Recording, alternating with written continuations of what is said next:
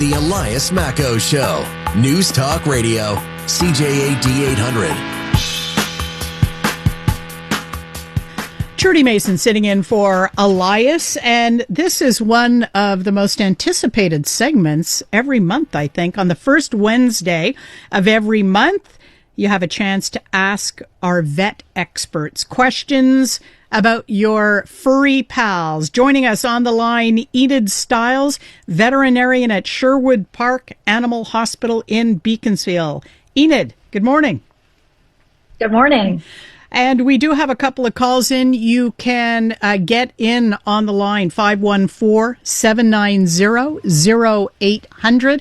And we're going first to Bendy, a call from Pierrefonds. Good morning. What's your question? Hi. My question is regarding my 4-year-old male cat. He has a lot of anxiety. He is scared of his own shadow. And I'm just worried that in the long term, is there something I can do? Medication, a therapy, physical therapy, something? Because I'm just worried about his heart because he's literally scared of everything. Enid. Oh, poor little kitty. Oh, this is terrible. Absolutely. If it's that kind of fear and anxiety and just feeling, scared of everything, then you should definitely talk to your veterinarian, because there are products and medications that we can use to kind of help that. So there's some supplements that are out there that are not medications, but do have some calming effect on some cats. Some of them are in sort of powders or little capsules or chews. And they can work quite well in a lot of cats. And then there's also some medications as well, just like us. There's like the Prozac of the world of veterinary medicine. And that can, if the case is quite severe and or it doesn't respond to the sort of supplement style treatment, then we can go down that route. But I do worry about their heart for sure, but I worry more we know that general anxiety and fear like that's consistent can lead to a lot of stress on the body and longer term health issues. So I definitely encourage you to help your kitty by talking to your vet. 100%. Quality of life too. It's, you don't want an animal to have to endure that needlessly. Thank you very much for your call. We go now to Nancy on the line. Nancy, what is your question for Dr. Enid Stiles, veterinarian?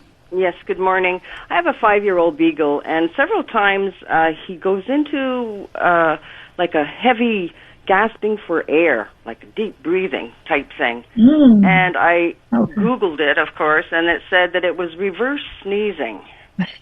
Well, the last time it happened, he was laying on my bed, and it was almost like, his chest and his rib cage it was like, my goodness, are you going into like a cardiac arrest, or what's happening? And what do I do and should this happen again to calm him? Yeah. So, reverse sneezing is actually quite common. A lot of dogs suffer from this, and it's exactly what it sounds like. It's like a sneeze in reverse. Some people think they're choking.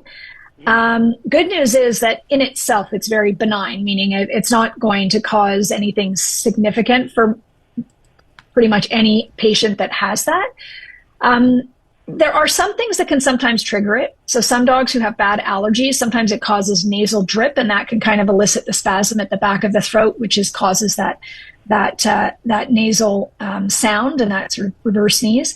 If there's nothing related to seasonal allergies or dental disease or sneezing regularly, so there's no medical cause, then it might just be a spasm that occurs once in a while.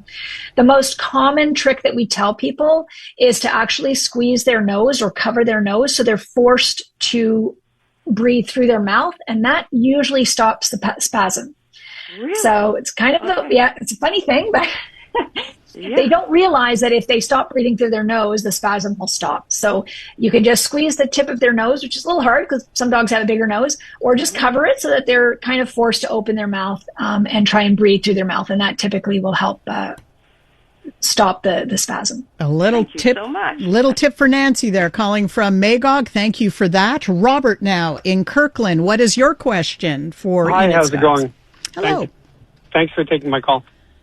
Go I ahead. have two cats. problem. I'll make it quickly. I have two situations. The first cat had diarrhea on Monday. more liquidy stool with blood in it, but that was it seems to have went away. But she did eat something different, I think, that day or the day before. Okay. And I was wondering what we should be watching out for. Yeah. Yeah, well, I mean, if it's getting better, then most cats do. It just resolves on their own, as do dogs, as do people. We eat something funny. It needs to get through our system because it's not tolerated well. If your cat goes outside, I always encourage people to make sure their cats are on deworming, because sometimes it's actually worms, or they ate something that does have worms. So that's important. But it's indoor only, then it might just be a different food or something they ate off the counter. And if it gets better within a couple of days, then usually we don't need to seek veterinary advice. The blood is a little bit concerning for sure. I think you mentioned there was some blood, right? Yes, I didn't see it myself, but I was told this, yes. Okay, yeah. But again, if it's only a little bit and it gets better and the next stools are, improving, then I don't worry. Blood is usually just coming from irritation at the end of the intestinal tract in the colon area. And it just gets irritated sometimes because of, they're having this inflammation or a reaction to whatever they've eaten.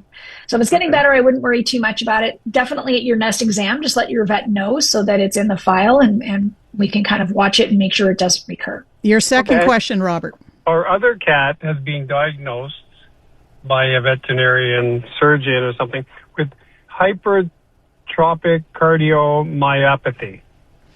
Yeah. She had a heart murmur or irregular heartbeat, and we were concerned, so we had it looked into, and they said wait a year and go again and have blood tests. But is there anything we should watch out for that?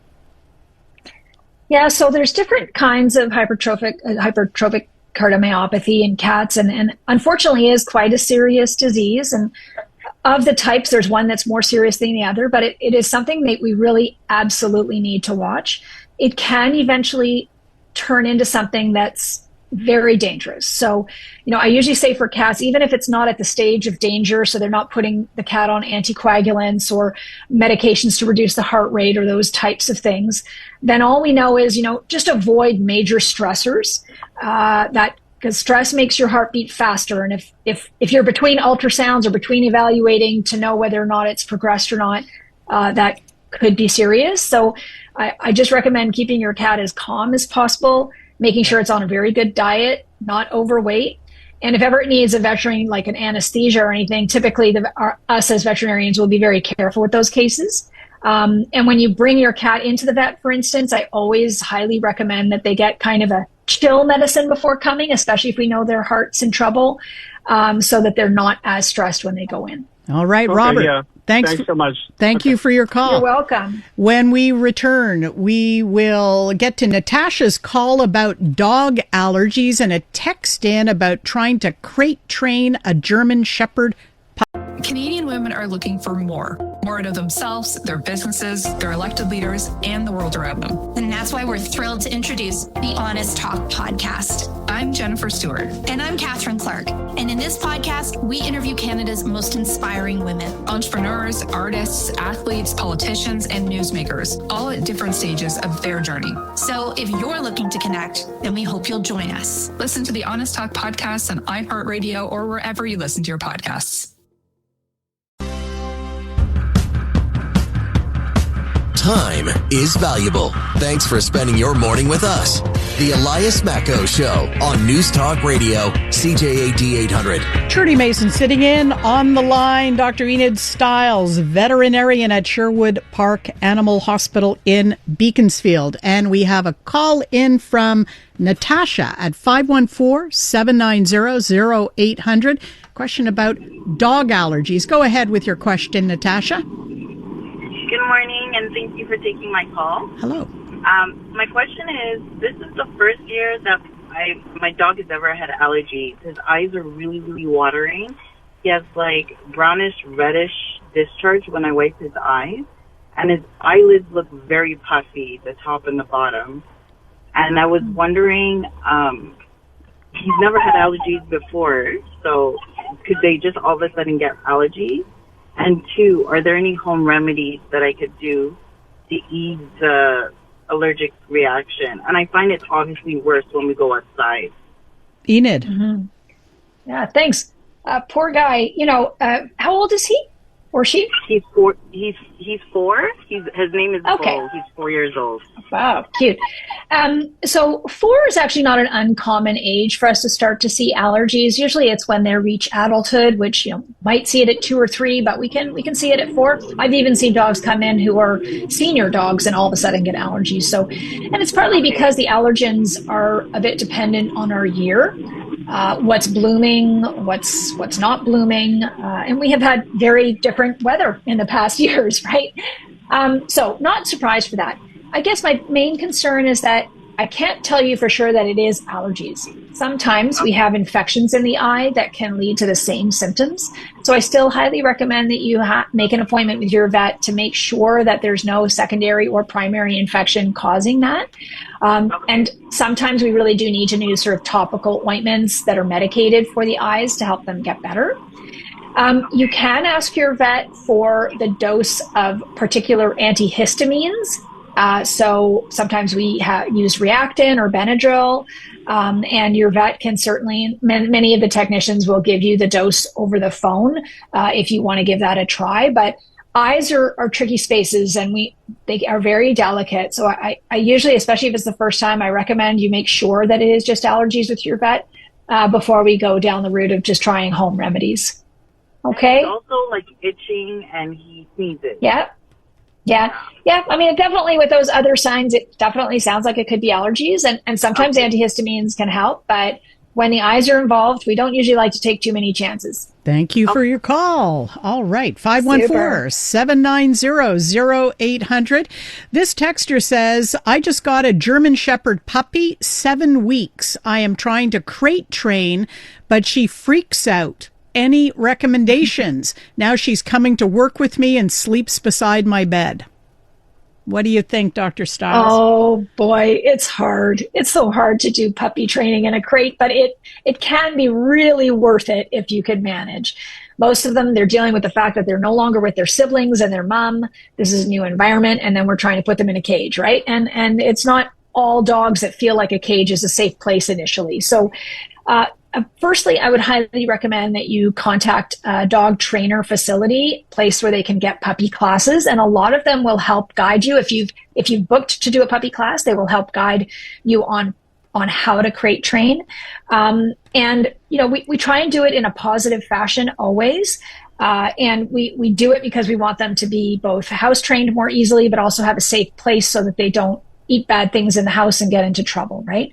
But it needs to be gradual for most puppies. So talk to a dog trainer. There's lots of really great dog trainers out there that use positive techniques. Get yourself into a class and ask them the questions. Many of them, if they can't tell you over the phone, they'll do a private consultation, but it's worth the investment, absolutely.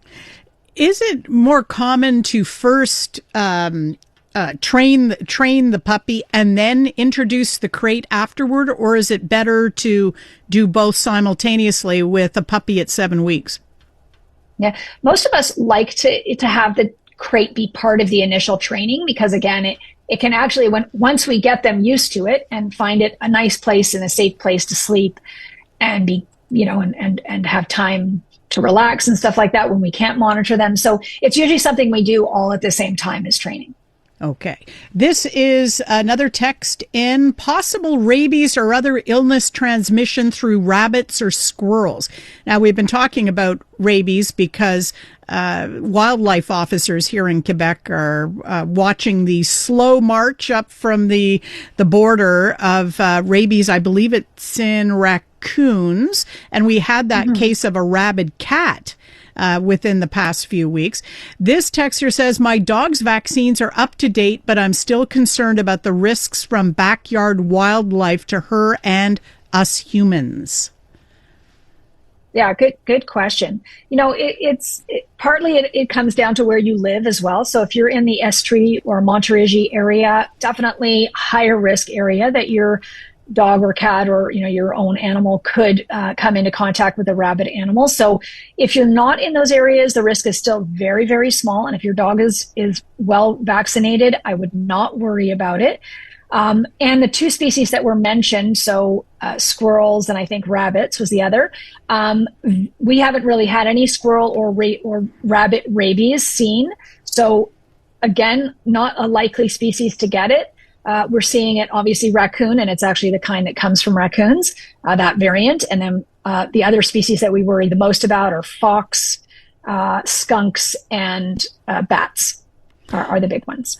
I saw a question in a couple of days ago on our text line, because I think one of our medical experts was talking about the cat that exposed several humans to rabies because they ended up getting clawed and scratched. And the texter wanted to know, if skunks are rabid and they're coming into your yard to dig up white grubs, for example, how they burrow under the sod and if they're leaving saliva behind, or if they're leaving other bodily fluids behind, and that's the yard that you turn your dog out into or your cat out into, is that a danger for pets? So good news, no. It's not dangerous. They need to come in actual contact, either be bitten or have like a lick into an open wound type of area that your dog might have. So we don't need to worry about that. There are other things that those wild animals can have, and that's why we want your dogs to be, well dewormed and everything. But other than that, we don't need to worry about rabies from that context at all. Thank goodness. Here's another question in via text. My puppy will sometimes eat rabbit poop or goose poop out on the walk, at walkies time. Of course, I try to avoid it, but every now and then he manages to get some without me noticing. Is this harmful? Yeah, also great news. Typically, anything that's in any parasites or anything that are in those types of stool are actually just kind of go through the dog and do not cause issue. So, although we don't, it's not great to let your dog eat poop, but I think it's pretty hard for dogs not to eat poop. Their nose is on the ground. It's absolutely everywhere. But they're really not likely to get any kind of contamination from those species that would cause harm. And, but they are if it's other types of stool from other dogs, for sure. And a quickie also in on the text line. I have 2 cats. One needs urinary health cat food. Is it safe for the other cat to eat it? Yeah, generally speaking, they're pretty safe to give to other cats. It's just that they're more expensive foods, and they do cause cats to usually pee more. That's kind of why we use them. It sort of facilitates them to drink and pee more. And if it's a healthy cat, it's not a problem typically to have those foods. But if we have a senior cat or a cat with other issues, it may not be good. So usually I just recommend that you ask your veterinarian if your cat can have those foods, and the other cat, I should say, and just double check that there's no concurrent diseases that might be problematic with that diet. Dr. Enid Stiles, thank you very much for joining us this morning. You're very welcome. Enid Stiles is a veterinarian at Sherwood Park Animal Hospital in Beaconsfield.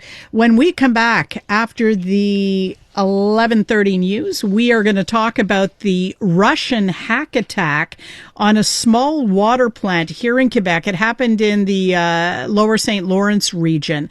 And the hackers put up video of themselves playing around on having gotten control of the screen at this water purification plant and trying to adjust the chlorine levels. I kind of find this a little hair-raising. We will talk to a cybersecurity expert about this and other types of Russian attacks on Canadian infrastructure. That's coming up.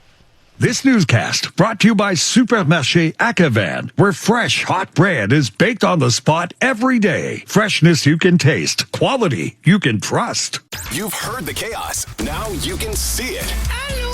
Oh my God. Watch all your favorite podcasts from start to finish right inside the free iHeartRadio app. Gets the blood going, huh? Catch every laugh and eye roll on shows like the Tom Green Farmcast and Park the Bus. Now with full video. We're building a ramp for Tony Hawk. It's the same hosts and the same chemistry with all the hilarious moments you've been missing right on your screen. Cheers.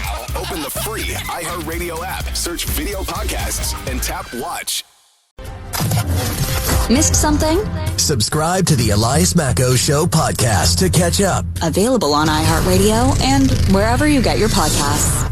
Well, we have learned that Russian hackers managed to get into the computer system controlling the water treatment plant in a small town here in Quebec, play around with the controls. We've heard that's not the only thing they've done recently. We'll talk to a cybersecurity expert about the risks.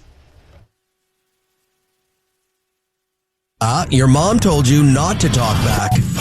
But we feel very differently. In fact, we want you to talk back and record your comment via the CJAD 800 page on the iHeartRadio app. Another way to have your say on the voice of the community. News Talk Radio, CJAD 800.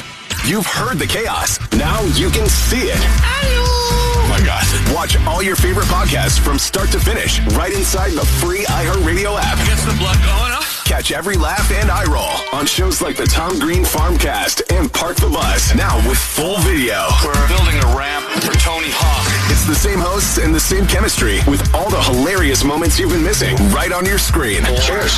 Open the free iHeartRadio app, search video podcasts, and tap watch. Unmistakably Canadian. It's the music that raised you.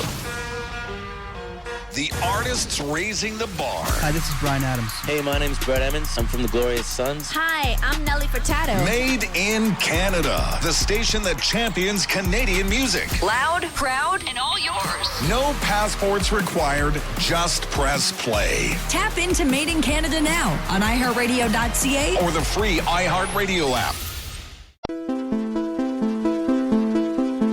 Breaking news. Considered. The Elias Macko Show. News Talk Radio. CJAD 800. This was a little disconcerting to learn that a hacker group based in Russia managed to get into the computer system controlling the controls for a water treatment plant. Small town here in Quebec in the Bas-Saint-Laurent, the lower St. Lawrence region. Luckily, that hack was detected, and it was what they were trying to do was averted. They put video of themselves up online with screen capture showing them playing with the chlorine levels that the computer could set in the water treatment plant machinery. This was critical industrial control system for that water treatment plant. So there was concern about that, but we're also hearing it's not been the only attack of that kind. And so we're talking today to cybersecurity expert Steve Waterhouse to determine whether this is something we should be increasingly keeping our eye on and what can be done. Steve, thanks for joining us on the Elias Macko Show. Good morning.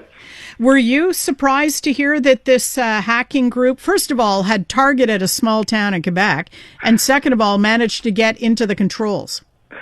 Not surprised at all. There was a manifesto advertised on July 23rd. So on the day they committed the cyber attack on that municipality's water treatment plant, and they indicated in that manifesto they were attacking all industrial control systems, whether it's going to be water treatment, oil and gas production, and so on. So industrial systems throughout the country. And the first one on the list was St. Noel. And it's just a matter that in the the cyber world, everything is scanned 24/7. And it picked up this industrial system that was not properly secured. And there's been a lot of them across Canada and in the U.S. I believe you heard what happened down south. And we learned this morning beyond the Minnesota state, which 31 similar systems were hit by a cyber attack. Well, it spread it to 12 other states that were impacted by an intrusion such as St. Noel that happened on July 23rd. So on the 24th, I noticed that this happened, and this is where I just raised a flag, phoned a whole bunch of people to let them know this is an ongoing attack. Sorry. So motive for this, is this a Russian state destabilization operation? Is it just hackers figuring they can make money selling their services to someone who wants to experiment with this? What's going on behind the scenes more deeply, do you think, Steve? So far, I can tell you it's not a ransomware attack, so when a pirate just drops a ransomware and asks for money to unlock the system. It is not this case. But what's puzzling many people like me in the industry is, okay, so far they gained access. They had access to modify the chemicals. They had access to stop and start the pumps to give you water. In this case, in the municipality of Saint-Noël and other places. It's just that they record their intrusion and they can then put that in their resume saying, I was able to penetrate this system. I was able to do this action. But they haven't crossed that threshold of creating or committing, I should say, an actual event saying, let's turn off the water tap. And it has not been seen so far. But they had access and they were able to do it. So let's say it's a warning sign. It's a shot across the bow to let people know, the authorities know, hey, your system are unsecured, and this is what was written in their manifesto. So they just going through it, but so far they haven't committed any positive action to say we cannot have water tomorrow morning. Now the mayor of Saint-Noël is saying that the plant went into quote unquote safe mode on standby, so the drinking water wasn't contaminated. And there it was, I guess somebody was alerted, or there was some way that the system flagged that there was something going on. Right. So in a way, the precautions worked, right? They did get in, but it was detected. Or is that too rose-colored glasses way of looking at what happened? I will have to emphasize the pink-colored glasses that are still worn by a lot of leaders in this province and country, and unfortunately, they do not work in a preventive mode. They're all working right now in reactive mode. So when I raised the flag on Friday the 24th, there was a lot of agencies across the province and the country that were just in summer mode, let's put it that way. And by such action, we were two that intervened, and my colleague just went on to talk with the SQ, to the municipality, to the MRC, and made people just go inside the system and confirm what we've observed, because most of the time these cyber threat actors just put a hoax on just to have the publicity about it. So we were talking about motivation earlier. Sometimes it is to just say, hey, we've done something, but in the end, it's not true, or it's been one that's been done a few years ago. But in this case, this is real. And by the way, there are some across Canada that are still under investigation. One especially intervened last week in Ontario. That it hasn't been publicly divulged, but still, it is. These are active attacks that are ongoing. And by later on, the mayor said, yeah, they had procedures in place, but I can tell you, their cybersecurity has to be thoroughly reviewed. And I just hope, since there's no bad consequences, they will take the time to do it. And when I was Assistant Deputy Minister for the Cybersecurity of Quebec, way back in 2022, I've expressed my concerns about these kind of things, and I wanted to implement such a program that it would be mandatory for every public services like that to be inspected, audited maybe twice a year, but at least adhering to a standard that everybody would be aware that if you do not accept this standard, you are not going to be able to operate, or at least you're going to have a fine or something like that. It's happening. It is applied elsewhere in the world. Why cannot this be applied here? It puzzles me still to this day. How much would it cost, would you think, for a small town like Saint-Noël, population 400? How much would it cost Saint-Noël to secure its computer systems against this type of hack? And how much would Montreal, for example, have to pay? Definitely, the balances are very different. As you say, Saint-Noël is about below 900 people, and it's just the fact that, yes, with the MRC, which is a regional association, they will work collectively to apply the same practices and make sure everything is secured. We have to think about also this physical access, which sometimes in remote areas is just let as it is, because they say nobody will be concerned coming down here and wiggle the door, But we saw these kind of events that can happen, even if people say, well, we're not a prime target. Let's put it that way. So compared to Montreal, definitely the larger the system, the larger the attack surface, I call it, is wide. And by such, you have to apply and verify more often, and especially look everywhere, under every map, if there's a key that's being hidden, so nobody takes advantage of that. How much would it cost? it depends how far they are about right now the state of their cybersecurity. It does seem kind of random, doesn't it, that the hackers? Yes. What do you suspect they stumbled upon Saint-Noël? Yeah, definitely. Were they looking at a map? Okay, let's pick a small town in Quebec. What happened there? No, like I said, they don't look at a geographical map and say, and Joe throws the dart and say, hey, this is the one we're going to attack. It is literally tools used online, and they keep scanning 24/7 all of what's addressable on the internet. And in this case, it was, like I said, first one on the list they got, Saint-Noël. They don't even know where it is. They don't even care. It's just that they had access to a system live in production. They were able to put a movie out, and that film said, this is the control. These are the controls. We're able to manipulate them. And that was enough to say, yep, they were inside.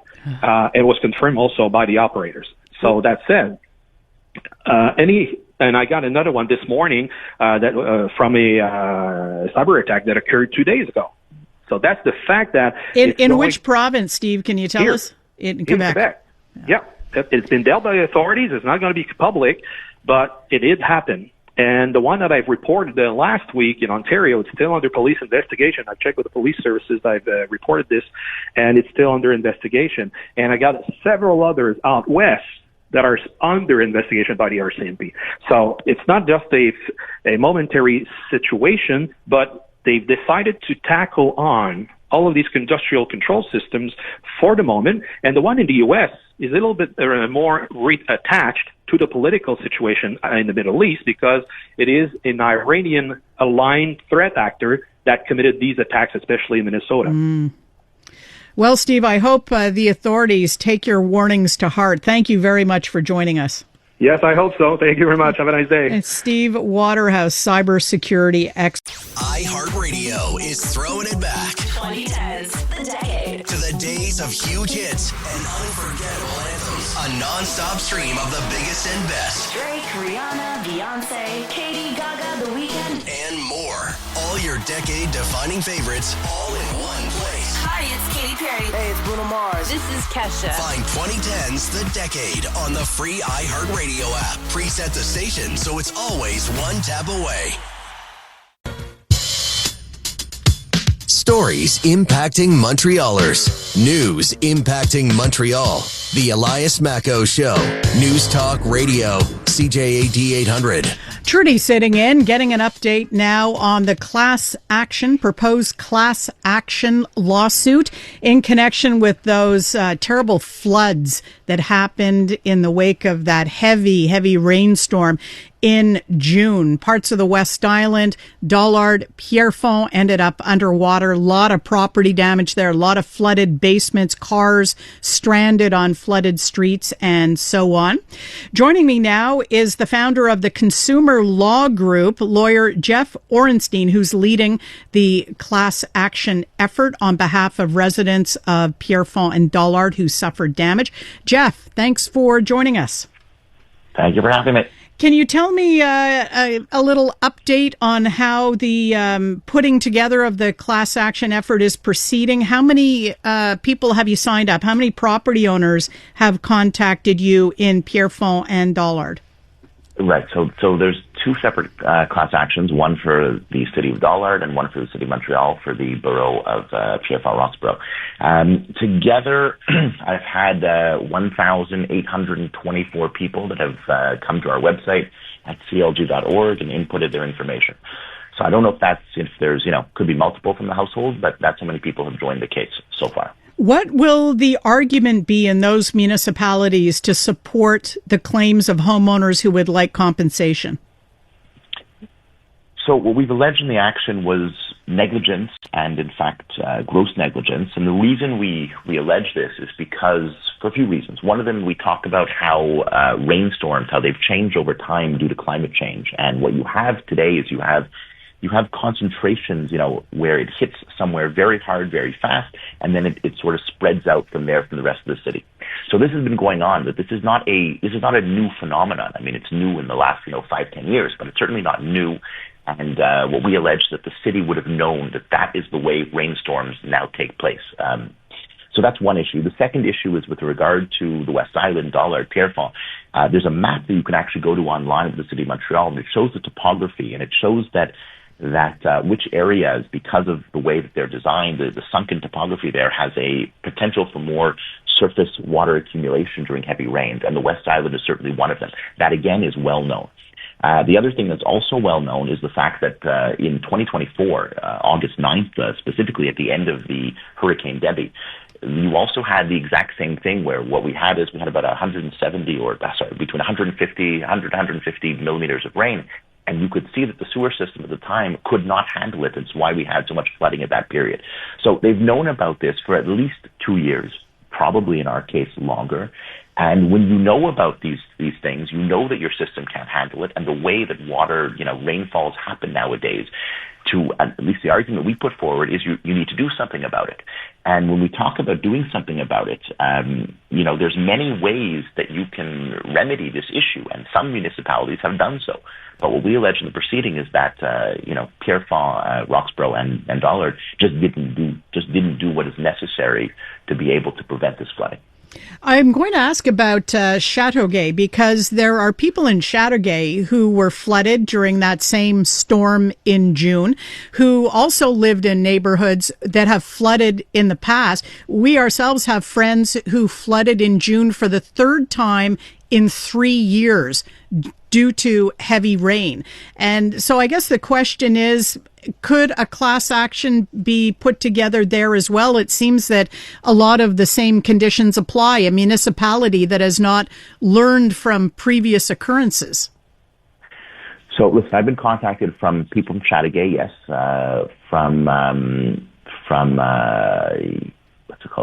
Perrot, from Point Claire. So there are other places that have contacted me, and my usual question, and if we're talking about Châteauguay specifically, or anywhere else for that matter, I would encourage them to contact me. The issue that takes place here is that the expertise for this is quite costly. We're talking about $200,000 in engineering reports per municipality, because every city is different, which is why we filed 2 separate lawsuits, is because the sewer systems are different, the blueprints are different, the analysis is different, the structures that people put up in different places, which affects how the soil handles water. All of these things are different per city.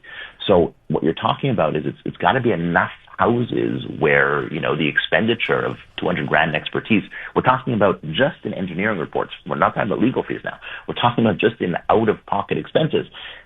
It's got to be worth it. So I have had people that have contacted me. Sorry, Ile-Bizard also. Ile-Bizard contacted me, people from there as well. If there's 10, 20 houses, it's just not going to be worth it. I mean, I wouldn't do it, and I don't think many lawyers would. If we're talking about significant numbers, and that's really what I'm waiting on for people to tell me, yes, I would be prepared to do something. But it's not because we think that the city didn't do anything that we allege is negligence. It's just economic at this point. So I would encourage people to go to clg.org, to put in their contact information. You can find my email there as well. You can email me. If there is enough people, then certainly we would consider it. What's the ballpark threshold, do you think, for adding another municipality at this point, Jeff? How many property owners would have to join you to make it economically feasible? I haven't really done the entire math. I'd have to really look at it. I'm not sure. 10, 20 houses probably wouldn't do it. It would have to be something more significant than that. I'm not saying it has to be the same as Dollard and Pierrefonds, because, as you know, that was very significant. I mean, I've had estimates of at least between 1,500 and 5,000 houses there. So those were very significantly hit hard and very badly. The other thing also is I don't know necessarily how many feet of water. When you're talking about the place that we sued, you had 4 or 5 feet of water for a lot of people. That's very significant damages. Yeah. Having a couple of inches, it ruins your floor. Sure, probably the insurance would be sufficient to cover that. Maybe. So I don't want to give you an exact threshold, but yes, if enough people contacted me, I would certainly consider it. And once again, CLG. Is it org? CLG? Yes, .org. Yes, CLG.org. It's Consumer Law Group is the name of the firm. They can Google that, or just go to CLG.org. Yes. Jeff Orenstein, thank you very much for your time. No problem. Thank you. I'll be back in a sec. The the newest tracks. Let's go. New music. And the next big thing. Always on the new music first. Your first place to hear it all. 'Cause you gon' like it, love it, wanna play it twice. Playing now. iHeart New Music. Your digital station for brand new drops, fresh finds, and tomorrow's bangers. I think we need something new. Discover iHeart New Music. Always fresh, always first. Stream now on the free iHeartRadio app. Sincere thanks to Jay Farrar in Master Control and content producer Maxim Cadot for help putting the show together. Taking a look outside, it does look like a very pleasant summer day in Montreal. We're at 25 degrees right now, en route to our high today of 30. Yeah, a little touch of humidity, but still it is August in Montreal. I do hope you get a chance this afternoon to enjoy the day. Canadian women are looking for more out of themselves, their businesses, their elected leaders, and the world around them. And that's why we're thrilled to introduce the Honest Talk podcast. I'm Jennifer Stewart. And I'm Catherine Clark. And in this podcast, we interview Canada's most inspiring women. Entrepreneurs, artists, athletes, politicians, and newsmakers, all at different stages of their journey. So if you're looking to connect, then we hope you'll join us. Listen to the Honest Talk podcast on iHeartRadio or wherever you listen to your podcasts. You're listening to the Voice of Montreal. News Talk Radio, CJAD 800. An iHeart radio station. This newscast brought to you by Supermarché Acavan, where fresh, hot bread is baked on the spot every day. Freshness you can taste, quality you can trust. Canadian women are looking for more out of themselves, their businesses, their elected leaders, and the world around them. And that's why we're thrilled to introduce the Honest Talk podcast. I'm Jennifer Stewart. And I'm Catherine Clark. And in this podcast, we interview Canada's most inspiring women. Entrepreneurs, artists, athletes, politicians, and newsmakers, all at different stages of their journey. So if you're looking to connect, then we hope you'll join us. Listen to the Honest Talk podcast on iHeartRadio or wherever you listen to your podcasts.